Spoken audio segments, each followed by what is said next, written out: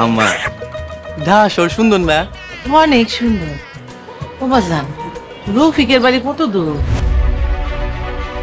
তোমার ওই খ্যাত ভাই আর তোমার মায়ের সাথে আমি একই বাসায় একসাথে থাকতে পারবো না। It's impossible.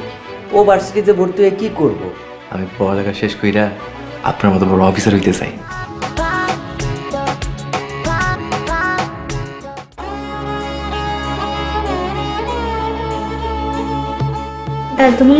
তুমি কাঁদছো কেন? তুমি কান্না কইরো না, আমার ভাই তো মস্ত বড় অফিসার। আপনাদের মতো মানুষদের না কাজের লোক হওয়ারও যোগ্যতা নাই।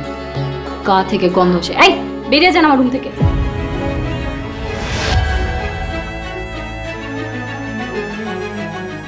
তুই আইসকাই আমার বাসা থেকে আম্মার এলে গ্রামে চলে যাবি। খায়া না খায়া বড় অফিসার বানাইছে ওরে আমি।